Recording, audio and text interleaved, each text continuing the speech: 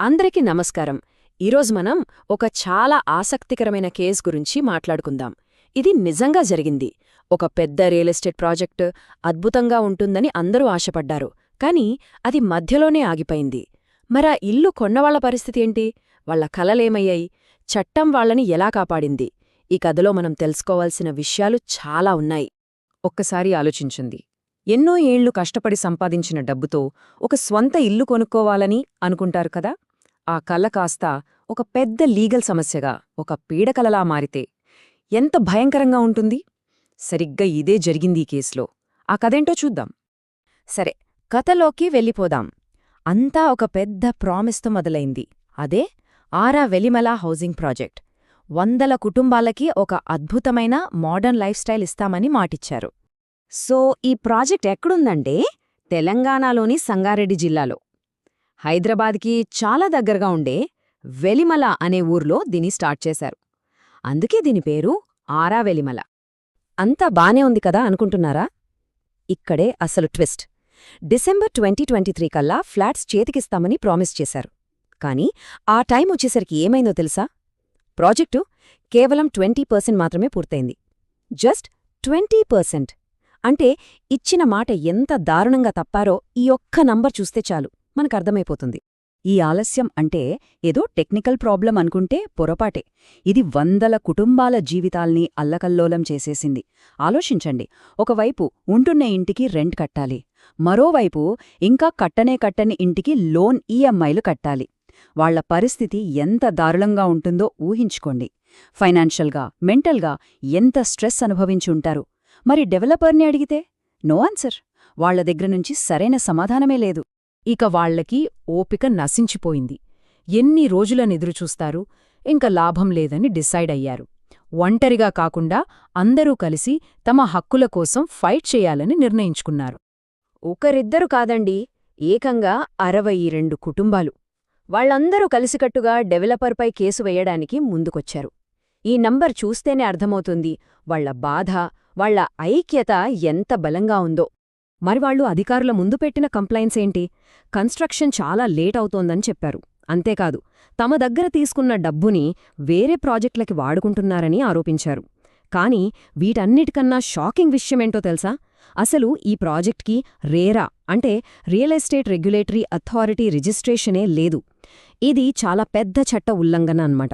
So ఇక్కడే మన కథలోకి అస్సలైన హీరో ఎంటర్ అవుతాడు. అదే రెగ్యులేటరీ అథారిటీ. మరి రేరా రంగంలోకి దిగాక ఏం జరిగింది? కొనుగోలుదారులకు న్యాయం ఎలా జరిగిందో ఇప్పుడు చూద్దాం. ఈ కేస్ని టేకప్ చేసింది Telangana real estate regulatory authority, షార్ట్గా టీజీ రేరా. వీళ్ల పనేంటంటే రియల్ ఎస్టేట్ ఫీల్డ్లో అంతా ట్రాన్స్పరెంట్గా జరిగేలా చూడటం, ముఖ్యంగా ఇల్లు కొనేవాళ్ల హక్కుల్ని కాపాడటం. ఈ మొత్తం కేసుకు బ్యాక్బోన్ లాంటిది 2016లో వచ్చిన రేరా యాక్ట్. నిజం చెప్పాలంటే ఈ చట్టం ఇల్లు కొనేవాళ్లకు ఒక పెద్ద ధైర్యం. టైంకిల్లు ఇవ్వకపోయినా, ఇంకేదైనా మోసం చేసినా బిల్డర్ని జవాబుదారీగా నిలబెట్టే పవర్ ఈ చట్టానికి ఉంది. ఇప్పుడు చూడండి, ఈ రెరా చట్టంలోని సెక్షన్ 3(1) ఏం చెప్తోందంటే, రెరాలో రిజిస్టర్ చేసుకోకుండా ఏ బిల్డర్ కూడా ప్రాజెక్ట్ని అమ్మకూడదు, మార్కెటింగ్ చేయకూడదు, బుకింగ్స్ తీసుకోకూడదు అని చాలా క్లియర్గా ఉంది.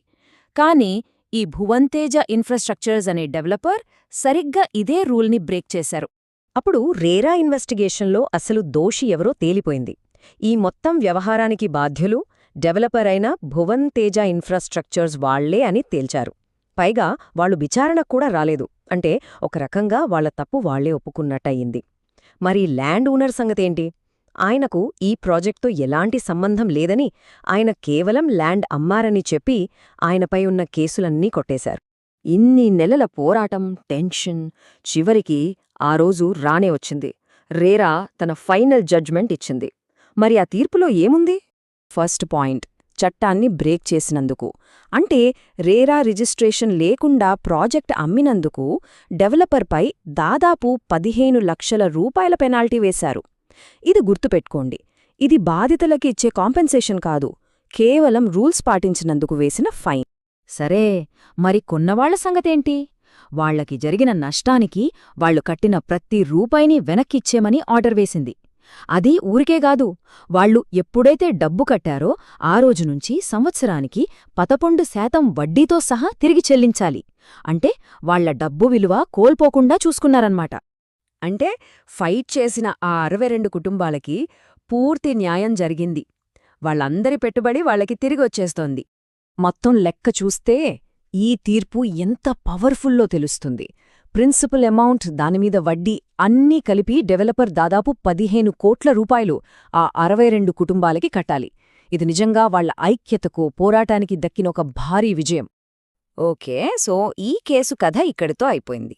కానీ ఇది కేవలం 62 కుటుంబాల కథ మాత్రమే కాదు. భవిష్యత్లో ఇల్లు కొనాలి అనుకునే ప్రతి ఒక్కరికీ ఇందులో కొన్ని చాలా ముఖ్యమైన పాఠాలున్నాయి. అవేంటో ఇప్పుడు చూద్దాం. ఈ కేసు నుంచి మనం నేర్చుకోవాల్సిన 3 సింపుల్ స్టెప్స్ ఒక చెక్ లిస్ట్ లాగా అనుకోండి. స్టెప్ 1, ఏదైనా ప్రాజెక్ట్లో ఇన్వెస్ట్ చేసే ముందు ఆ స్టేట్ రెరా వెబ్సైట్కి వెళ్ళి ఆ ప్రాజెక్ట్ రిజిస్టర్ అయ్యిందో లేదో చెక్ చేసుకోవాలి. ఇది first and most important. Step 2, మన హక్కులు మనం తెలుసుకోవాలి. రెరా చట్టం ప్రకారం టైంకి ఇల్లు ఇవ్వకపోతే మన డబ్బు వడ్డీతో సహా వెనక్కి తీసుకునే హక్కు మనకుంది. స్టెప్ 3, ఏదైనా తేడా వస్తే భయపడకూడదు. రెరా లాంటి సంస్థలు మనల్ని కాపాడడానికే ఉన్నాయి. ధైర్యంగా కంప్లైంట్ చేయడానికి వెనుకాడద్దు. మన జీవితంలో మనం తీసుకునే అతి పెద్ద ఫైనాన్షియల్ డిసిషన్స్లో ఇల్లు కొనడం ఒకటి. ఈ ఆరావేలిమల కేస్ మనకు ఒకటే గుర్తు చేస్తోంది. మనం ఎంతో జాగ్రత్తగా ఉండాలి, మన హక్కులేంటో తెలుసుకోవాలి. ఎందుకంటే ఎవరైనా సరే తమ కష్టార్జితంతో పెట్టే అతి పెద్ద పెట్టుబడికి రక్షణ ఉందో లేదో చూసుకోవాల్సిన బాధ్యత పూర్తిగా వారిపైనే ఉంటుంది.